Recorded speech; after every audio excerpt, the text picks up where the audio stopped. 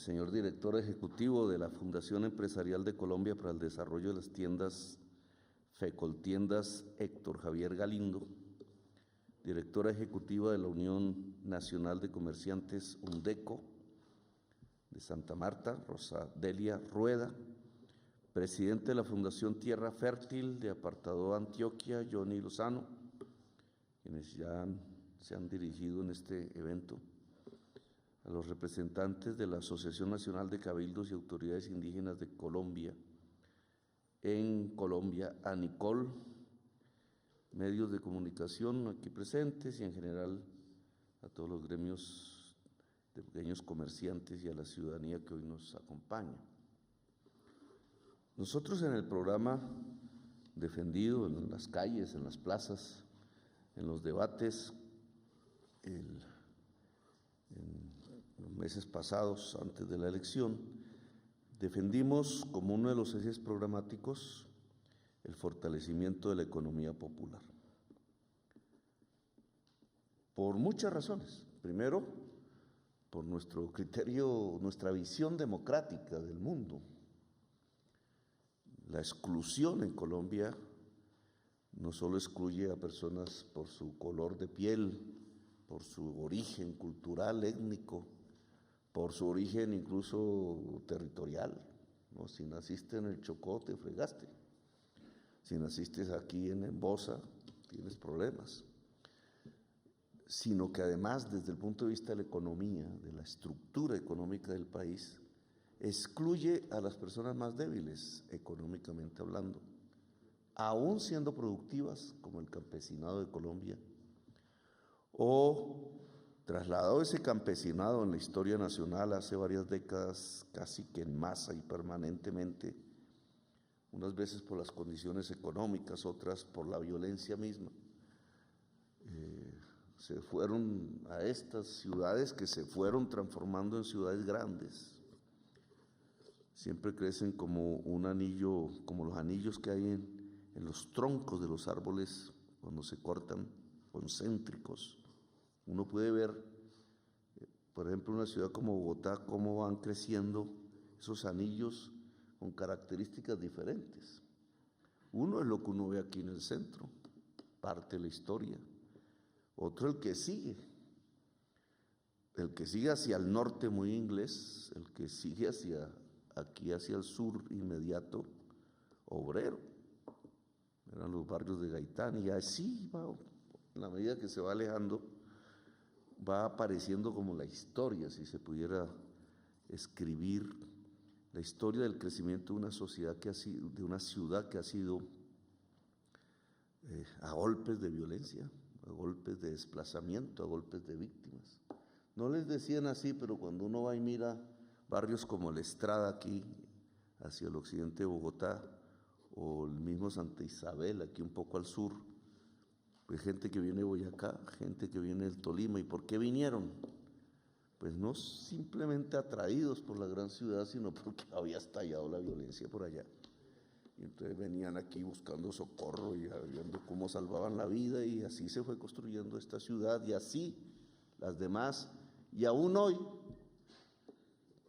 en masa casi, ese desplazamiento de la economía popular campesina hacia las ciudades ha terminado construyendo la economía popular de las ciudades, porque no se trasladó en general a que el campesino, como sucedió en Europa o en Estados Unidos, se volviera un obrero de una empresa industrial enorme, porque no se desarrolló la industria.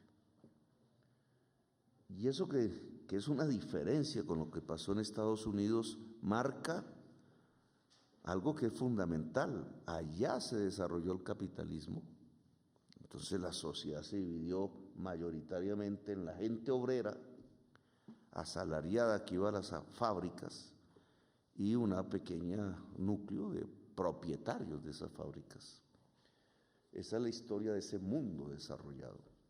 Ahora un poco diferente, pero aquí no hubo eso propiamente, excepto algunas regiones industrializadas, en Medellín, en Bogotá al norte, en Zipaquirá, en Soacha. Realmente la masa campesina que perdió sus tierras se desplazó a la ciudad y no encontró la fábrica. Encontró cómo defenderse a sí mismos, cómo tratar de sacar la familia adelante en medio de muchísimos problemas. El rebusque, que llaman popularmente, se convirtió en la fórmula económica que durante décadas y generaciones ha permitido, más mal que bien, que la mayor parte de la población colombiana sobreviva. Ese instrumento ha sido la economía popular. Ha sido construido por la gente, no ha sido construida por el Estado.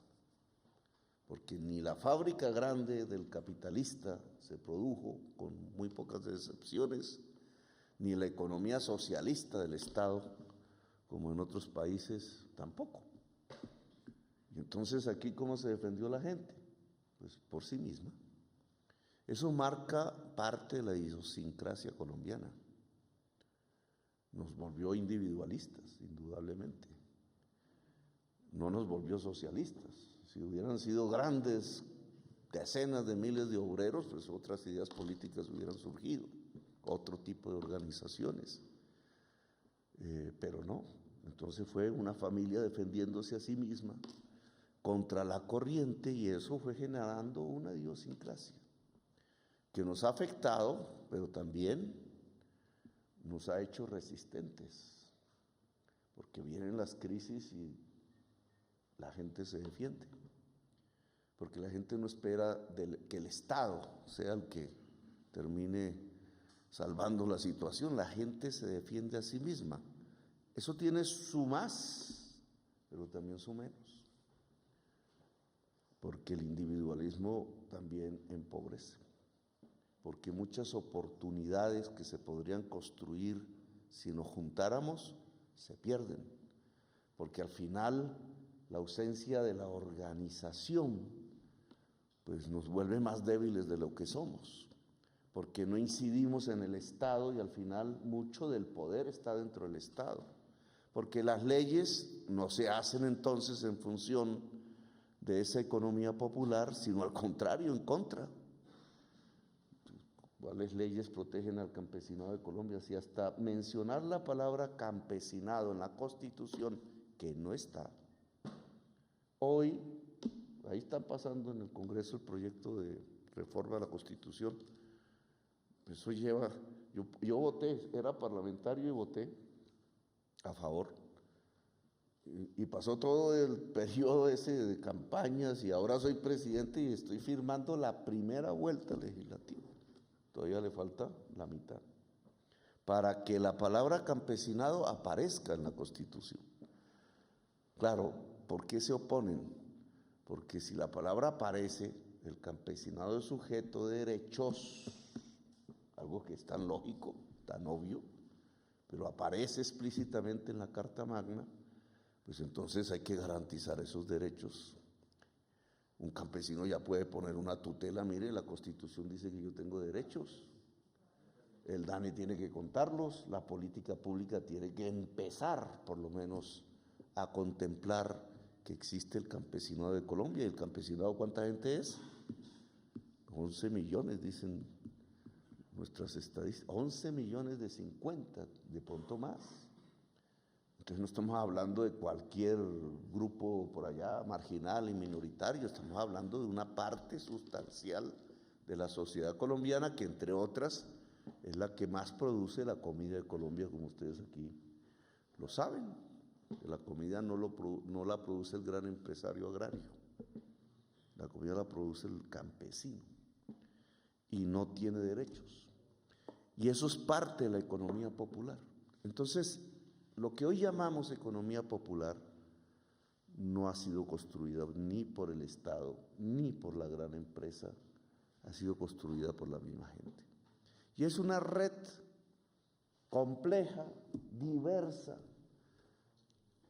extendida, tiene el 80% de los puestos de trabajo del país. Es decir, la economía popular es la que permite que la gente trabaje. Si no existiera el desempleo, que lo suman mal, ¿cierto? Porque el desempleo, ¿cómo lo suman? Entonces dicen, en la última estadística, dice 9.5% ¿de qué? Entonces, de la población que llaman económicamente activa, ¿es cierto? Y la población que llaman económicamente activa, resulta que la mitad está en la economía popular, más o menos, de acuerdo al DANE. La mitad es que es un trabajo que se creó en la persona misma, un vendedor ambulante. ¿Gana el salario mínimo? No, no gana salario. Gana unos ingresos vendiendo chocolatinas, papa frita, etcétera, que es menos que el salario mínimo. El salario mínimo no va para esa economía en general. Y entonces esa persona sería considerada en otro tipo de economía desarrollada como un desempleado, porque no está en una fábrica, nadie le paga un salario. Claro, si el 50% se lo sumo al 9.5, entonces me da que casi el 60% de la población pues está en unas condiciones de menores de ingresos del salario mínimo, de pobreza, de condiciones de cuenta propia, le llaman, de que no logra garantizar su dignidad como ser humano y sus derechos que establece la Constitución colombiana. 60%. El 40% es el capitalismo. Y ahí también hay problemas, pero el 40% de la economía colombiana es el capitalismo. El 60% es la economía popular. Entonces, ¿qué es lo que ha hecho en los últimos años la política pública en Colombia? Cuando dice luchar contra la informalidad, se ha traducido en luchar contra la economía popular. Es donde está el empleo, el puesto de trabajo. Para ver si ese 40 de gran envergadura se amplía. Se ha ampliado es con el Estado. El Estado entonces ha vendido sus bancos. Banco Popular había, ahora que propusieron un banco, pues había un Banco Popular. Hay un Banco Popular, pero ¿de quién es? Pues no es de alguien popular, es del hombre más rico de Colombia. Entonces, ¿ya qué Banco Popular va a hacer? ¿A quién le presta? Pues a sus amigos. Y entonces le presta al tendero, le presta al campesino, a lo popular, le presta al vendedor ambulante a ver si se mete en algún rincón a guarecerse del agua. No, hay quien presta.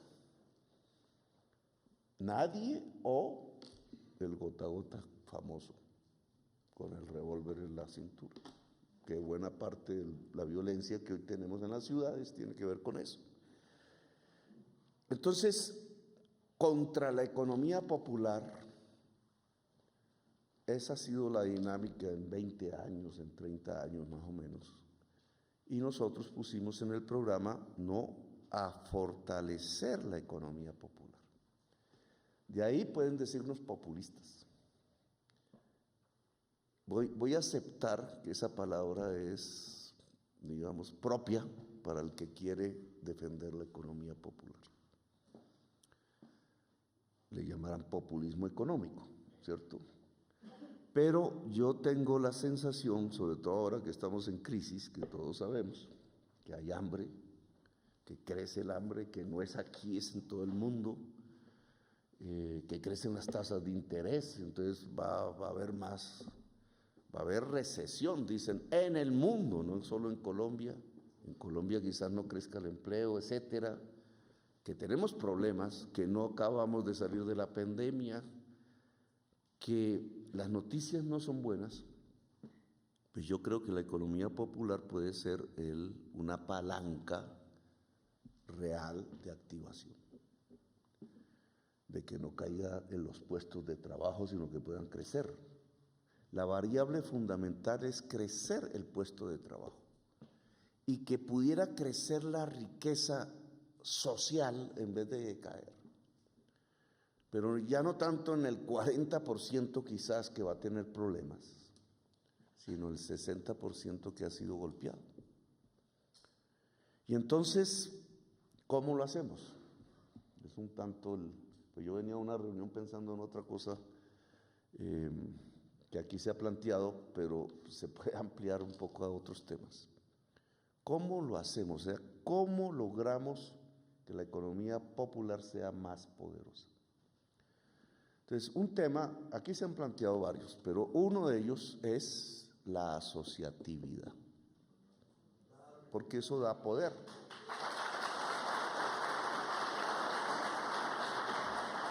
No cuesta mucho, digamos, cuesta cómo reunirse, cómo establecer las formas, pero la asociatividad empodera. Asociar mujeres, asociar tenderos, asociar campesinos, construir cooperativas, donde se pueda, donde sea pertinente. Esa asociatividad, si el Estado ayuda, puede volverse más poderosa aún. Si no se hace solo porque la gente se le ingenia, sino porque el Estado ayuda a la asociatividad. Entonces aquí sí hay que establecer un plan de crecimiento cooperativo, de crecimiento de asociaciones, los nombres que quieran, de encuentros, porque para asociarse hay que encontrarse. Ese es el primer paso, encontrarse. Entonces hay gente que no se encuentra una con otra. Hay tenderos que no se encuentran en el barrio, no se reúnen a ver si tienen problemas comunes, o en el municipio, caso de estas grandes ciudades, en la localidad. Entonces la asociación de tenderos de Kennedy, por ejemplo, o en la costa, etcétera, de pequeños hoteles, en la costa, a propósito de tu propuesta, los pequeños hoteleros, ¿cierto? En todas partes, en el mundo rural ni hablemos.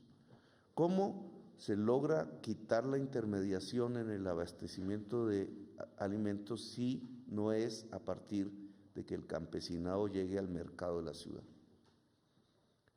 Y el campesinado puede llegar al mercado de la ciudad, poner sus alimentos en un camión, que es lo que tenemos, que deberían ser trenes, pero tenemos son camiones. Si se asocia, entonces ya se puede ver, bueno, cómo ayudamos a que las empresas de camioneros, incluso del mismo sitio, porque siempre hay camioneros ahí con sus cacharritos, pues si se asocian, ¿cómo logramos para que esos camiones, en vez de llegar a un punto intermedio, lleguen hasta el punto final de la venta y cobren lo que es debido? Y entonces el producto alimenticio, pues obviamente se abarata para el consumidor y le da más ingresos al productor. Ahora tenemos un desastre que tenía que yo ir y nada que he podido, no deja la lluvia, allá en Rosas, Cauca, que hace que los nariñenses lecheros tengan problemas porque la leche se pudre. Pero entonces la pregunta es, ¿y por qué esa leche se pudre? ¿Por qué no se puede pulverizar, volver polvo? Pues sabemos que se puede guardar mejor, porque tiene que haber una factoría para hacer leche pulverizada. ¿Y cómo se hace? Entonces, no, porque no ha llegado ningún rico allá que ponga la plata para hacer la factoría. ¿Y por qué no se asociaron los lecheros? Porque el Estado no puso un billete. Si lo mismo, ese billete se vuelve factoría. Si se asocian, pues el mejor gerente posible para que no se robe la plata. Y hay una empresa industrial en propiedad de los mismos lecheros que estaría hoy funcionando y no tendríamos el problema que tendríamos, porque la leche podría resistir, digamos, el alargamiento de tiempos de transporte que implica el que la carretera se haya acabado.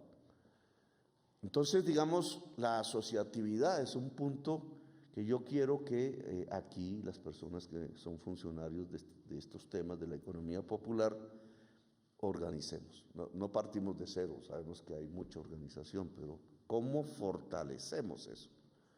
¿Cómo logramos que eso se reúna, que pueda asociarse, que pueda financiarse los hoteles para que se encuentren por regiones, etcétera, y podamos tener unos mecanismos de mayor poder? Otro es la educación, lo han dicho también aquí. Y la educación que hoy es pertinente, es la palabra. Porque ya no es solo saber sumar y restar, que toca, porque si un tendero no sabe sumar y restar, pues se fregó, tumbaron. No solo los rudimentos de la contabilidad, que es necesario. Si el tendero no va contando que tiene que tener una utilidad en lo que va vendiendo, sino que va vendiendo por vender y no hace los números, pues se quebró, vendió por debajo de lo que le costaba, no sumó los servicios, no sumó que la nevera se va deteriorando, no sumó, etcétera, que los contadores le van poniendo a eso sus palabrejas técnicas, pero si no lo hizo bien, pues lo que viene es la quiebra porque gastó más de lo que ingresaba. No sumó cómo eran las tasas de interés, y es que hubo un crédito, etcétera. Pero eso, además de eso, la economía actual hoy usa esto, y ustedes lo saben. Y aquí, yo por ejemplo, no sé hacer una operación en Nequi, porque yo me acostumbré fue a sacar la plata del cajero, hasta ahí llegué. Y entonces como ya me metí de candidato y de no sé qué, y de presidente, pues ya no puedo pararme en ningún cajero. Y entonces si me dicen, no, pues haga las transacciones por Nequi, pues digo, ¿cómo? Entonces hay que bajar la aplicación, ya, qué aburrido, pues no lo hago. Pero hay que hacerlo, porque ahora todo es aquí, que pague los servicios y que no sé qué, y que ya no se mueve uno. Entonces, si un tendero no sabe hacer eso, porque el tendero puede ser el centro en el barrio de ese tipo de operaciones, ¿cierto? Cuando una vez íbamos a financiar la campaña, dije, bueno, ¿cómo hacemos para que la gente nos consigne, que no seamos nosotros un banco porque nos ponen presos, sino que consigna la campaña pequeñas cantidades de tal manera que la campaña no se financie ni por banqueros ni por mafiosos, sino por la gente misma, y entonces tenemos más independencia? Y los tenderos ya tenían ¿cómo eran? El baloto y las maquinitas, y entonces ya cualquier persona podía ir a una tienda y consignarnos 50,000 pesos y nosotros recibíamos y teníamos una forma de financiación. Eso se puede utilizar para muchas cosas. Es decir, hay una potencia que hay que desencadenar. La historia de la economía popular demuestra que ha sido una potencia que se ha utilizado, nos ha permitido sobrevivir. El viejito no ha tenido pensión, pero ha tenido su tienda. Y de ahí ha vivido el hombre. La señora, pues la señora resiste más que el hombre. Se desgasta menos. El hombre, por ponerse a bobear por ahí, entonces se gasta más.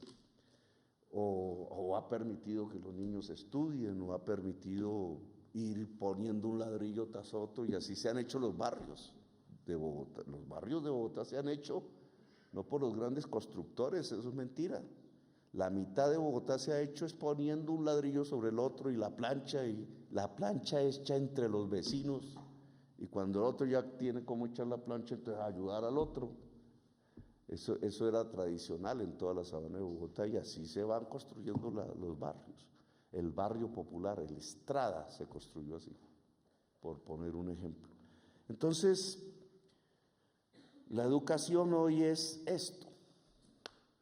¿Cómo logramos que todas las personas que estén en la economía popular puedan manejar esto cada vez más? Que implica que haya red, ¿cierto? Y la red no la pone el tendero, la red la tiene que poner el Estado, que implica saber sacarle el jugo a esto. El joven está más aficionado, pues el joven se pone a ver viejas, las mujeres también, pues va perdiendo. No es que no lo haga, porque tampoco, pero también lo puede hacer, pero un descansito de vez en cuando. Pero hay que aprender entonces la aplicación de la contabilidad, la aplicación de la conexión, la aplicación de las conexiones, la aplicación de hacer inventarios, las aplicaciones, muchas que yo ni conozco, que un tendero le podría sacar el jugo. En campaña yo dije, si el tendero fía y sabe quién paga y sabe quién no paga de su barrio, entonces no le fía al que ya no le paga. Es un sistema de crédito. Un sistema de crédito popular, además con conocimiento, que el banco no tiene, porque el banco no sabe quién le paga y quién no le paga, y por eso solo se mueve entre los grandes clientes. Pero la red de tenderos permitiría el establecimiento de una banca popular, de cajas de ahorro y de crédito populares, realmente populares. ¿Cómo lo logramos? Eso hay que aprender, hay que ensayar. Ya el mundo tecnológico nos permite cosas. Entonces la educación es otro elemento que nosotros aquí tenemos que desarrollar y que empodera, da poder. Pues el pequeño zapatero se puede volver un mediano zapatero. Entonces, si 10 zapateros se juntan, pues 10 zapateros pueden hacer una empresa más grande que la de los 10 individualmente sumados, etcétera. El Restrepo, por poner un ejemplo. Yo conozco, como fui alcalde de Bogotá, pues conozco temas de aquí muy concretos. Los zapateros del Restrepo, cuando les pusimos los estudiantes italianos que saben de eso, porque los italianos saben hacer zapatos bien. Entonces ellos estaban en crisis, entonces trajimos los jóvenes que no tenían empleo, pero sabían hacer zapatos, y los pusimos con los zapateros remendones del Gustavo Restrepo y se juntaron una vaina que llamamos Sasca, que era un sitio donde poníamos máquinas y empezaban a enseñar. Entonces yo fui ahí, y entonces por computador ya se pueden hacer las hormas de los zapatos. Entonces a uno le ponen el pie ahí con los sensores y el zapato sale a la medida de uno. Entonces, claro, es más chévere que cuando uno, yo me acuerdo cuando llevaba a mi mamá, eso era una tortura ponerse el zapato nuevo y hasta amansarlo.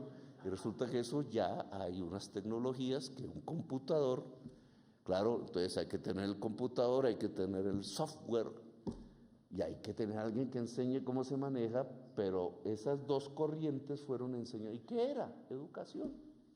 Los italianos la tenían jovencísimos y se la enseñaron a los zapateros del Restrepo, y en todo se puede hacer, las confecciones, los blue jeans.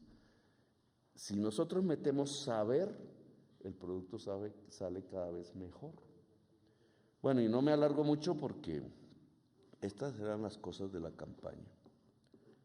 Entonces ahora se trata de hacerlas, no solo de decirlas. Ustedes tendrán muchas más ideas. Hacerlas. Entonces, ¿cómo las hacemos? Yo venía aquí solo a cuadrar cómo ustedes me ayudaban a que los delegados del presidente de la República en las cámaras de comercio de Colombia, que son muchas, y unas poderosas, unas no tanto, la de Bogotá es poderosísima. A las de Bogotá llega el hermano de Vargas Lleras, no cualquier, ¿cierto? Son personajes. Pero los delegados del presidente de la República, que por ley tiene, que no son mayoría, pero hacen presencia en las juntas, ¿quiénes serán? Entonces, ¿qué? No, pues que el congresista allá de Pacto Histórico quiere que me nombre a mis amigos allá, tal. Pero bueno, yo no los conozco. Y si salen chichipatos, ¿qué? Salen de lo mismo de los otros. Pues, entonces he tomado una decisión. Y es que los representantes del presidente de la República en las cámaras de comercio en toda Colombia sean tenderos y tenderas.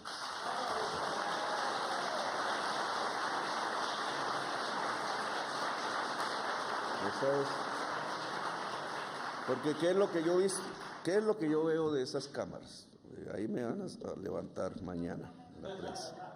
En la prensa me levantan. Esas cámaras manejan mucho billete. Es un billete público, ¿cierto? Público, esos son impuestos, registros, cosas que son de carácter público que se le dejaron, porque hubiera podido manejarlo una entidad pública, pero se le dejaron a las cámaras de comercio desde hace mucho tiempo. Y todos los años es, pues, una parte del comercio del país se va para allá. Y hacen grandes edificios muy bonitos, muy chéveres, muy lujosos. Y ¿cuál es el beneficio a los comerciantes? sí, hay unas cosas, registros, información, dependiendo de dónde sea la cámara, unas más que otras. La de Bogotá es poderosísima, la de Medellín, bueno, no voy a lanzar calificativos para que no me levanten tanto, pero esas cámaras han ayudado a los tenderos. Entonces, cuando a uno le dicen comercio, a mí cuando me dicen un comerciante, es una persona que compra y vende, ¿cierto? Eso es un comerciante que se mueve ahí tratando de buscar una ganancia entre lo que compra, que no lo hace él o ella, y lo que vende, que es... Y entonces junta al consumidor con el productor y ahí saca una ganancia. Obviamente hay grandes comerciantes, pero eso ha venido cambiando con la historia del país, porque entonces Ley, que era donde mi mamá me compraba los soldaditos para que yo jugara, me encantaba ir al Ley y al Tía, pues eran grandes comerciantes en la época. Había una vaina internacional que se llamaba Sears. Entonces, si uno iba a Sears, ya uno tenía un cachecito ahí. Sears, que era junto, por ahí, galerías, ahora lo llaman. Pero todo eso cambió.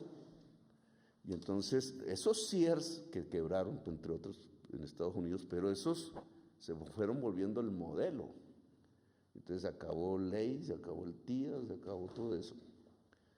Y llegaron las grandes superficies comerciales, los grandes centros comerciales, que eso no existía antes.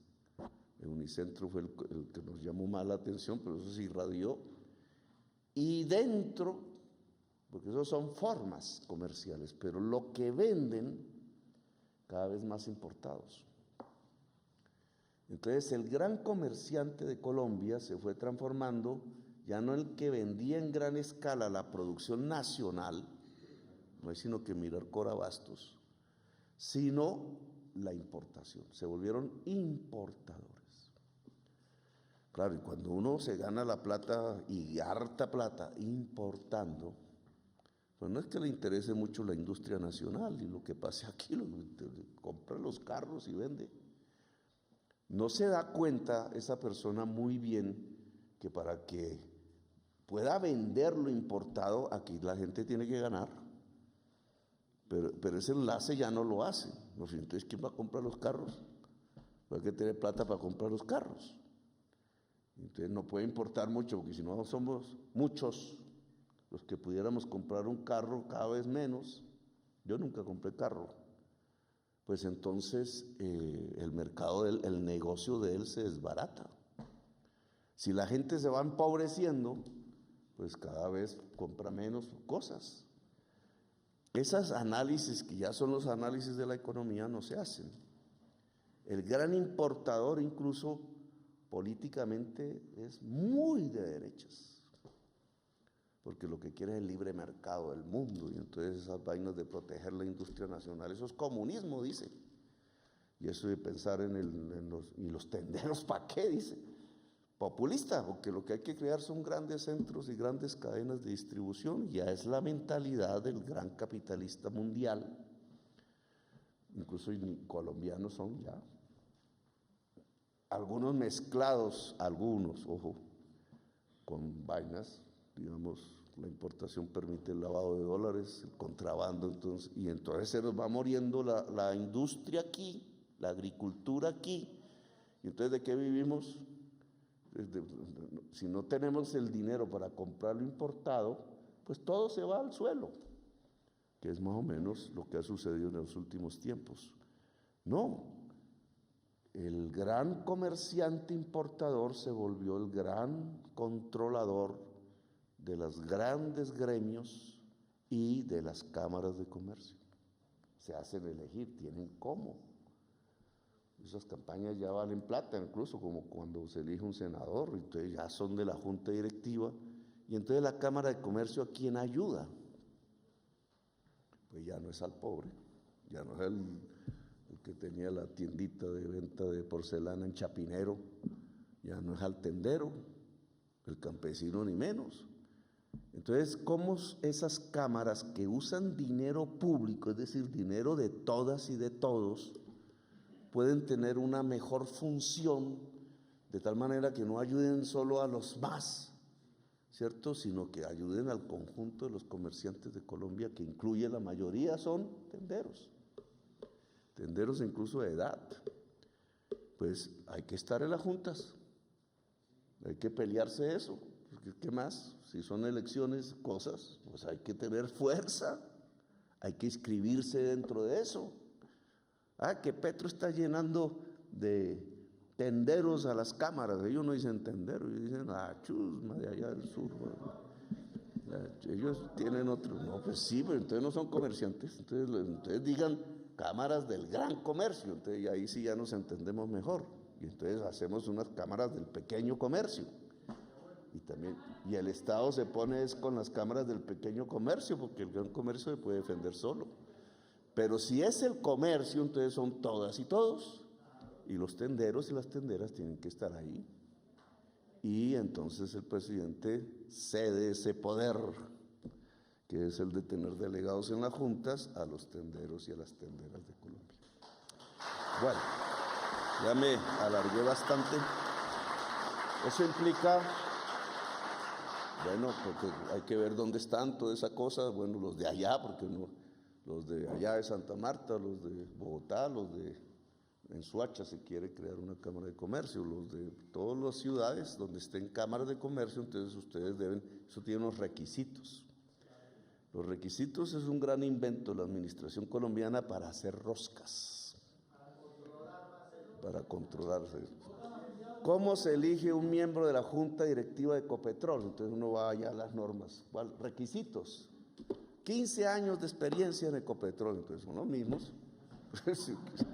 Le pregunto yo aquí al coronel si ha tenido 15 años de experiencia en Ecopetrol, entonces no, porque usted ha vivido en otra parte, entonces no se puede poner en la Junta.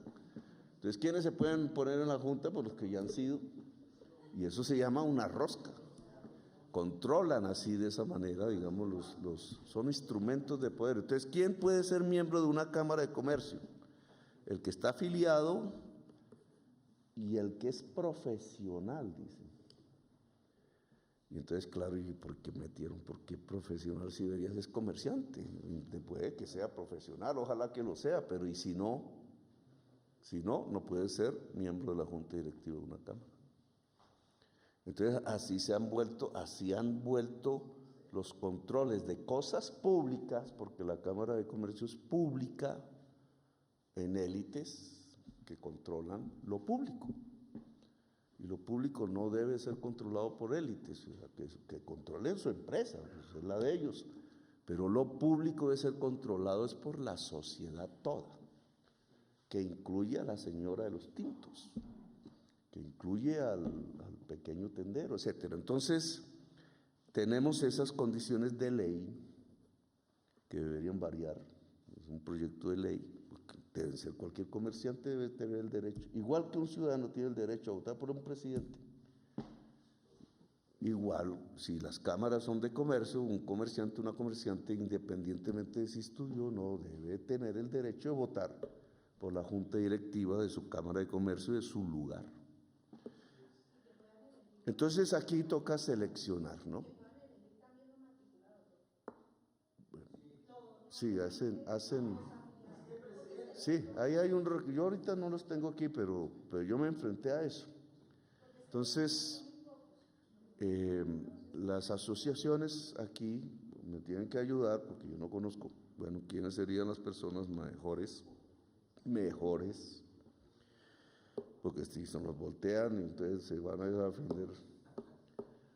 Hay perritos, fíjense, no, digamos, leía yo en un trino, el perrito quiere a la familia independientemente de si la familia es rica o es pobre. El perrito crea, pero el perrito de la familia rica a veces le toca dormir en la calle, afuera, lo ponen por ahí en un rincón. Y el perrito de la familia pobre, pues también, pero no es lo mismo, claro, ellos no son conscientes de eso. Entonces el perrito de la familia pobre, defendiendo a la familia pobre porque la defiende, pero el perrito de la familia rica defiende a la familia rica durmiendo en la calle.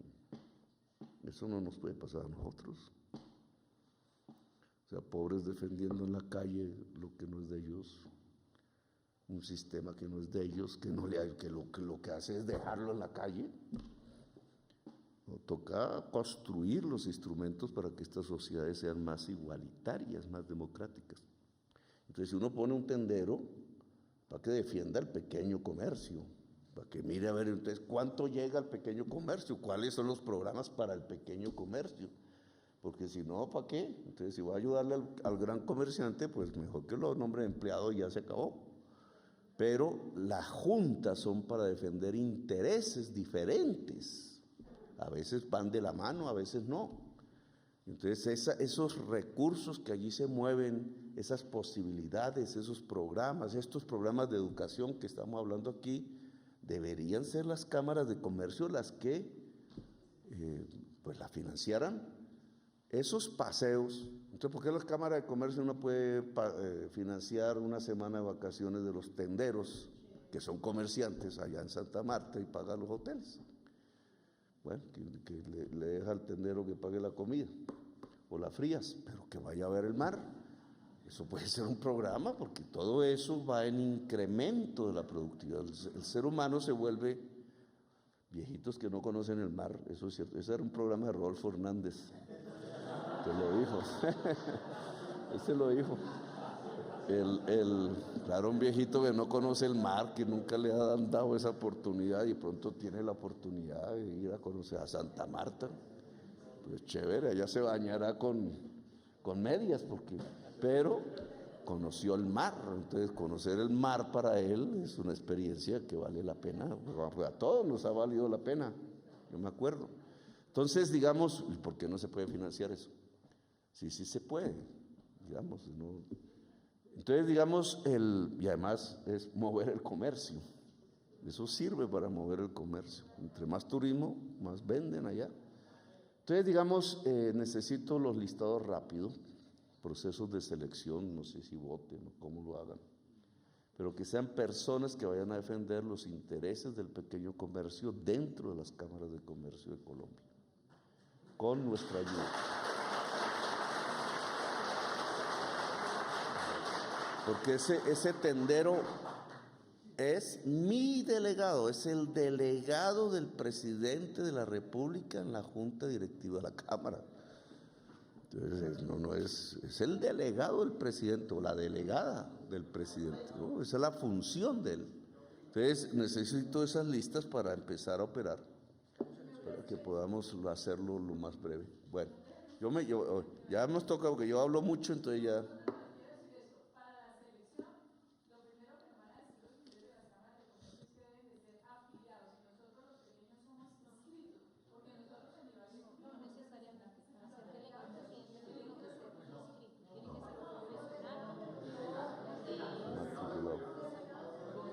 Sí, porque es que hay dos clases de delegados. Hay unos delegados a junta que se eligen, que hacen elecciones.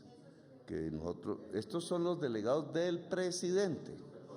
Los delegados del presidente tienen unos requisitos.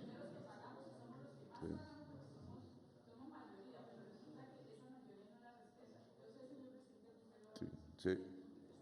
Pero la norma dice que los delegados o delegadas del presidente en las juntas de la Cámara tienen que ser matriculados y profesionales.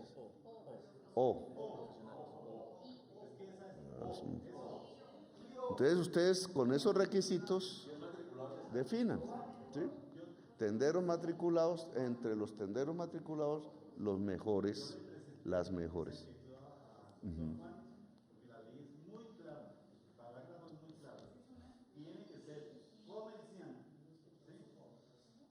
En casos de ser delegado, el presidente puede ser profesional o matriculado como comerciante. ¿Sí? Entonces, la ley está. Si quieren ponerla tranquila, ¿sí? Bueno, ustedes lo definen, no nosotros. Bueno, habría muchos otros temas de qué hablar, pero los tiempos, esta no puede ser la... Hay que llegar a un momento en que hagamos 5,000 tenderos y tenderas de Colombia, por allá, que podamos ir adelantando este programa. Gracias por haberme escuchado, muy amables.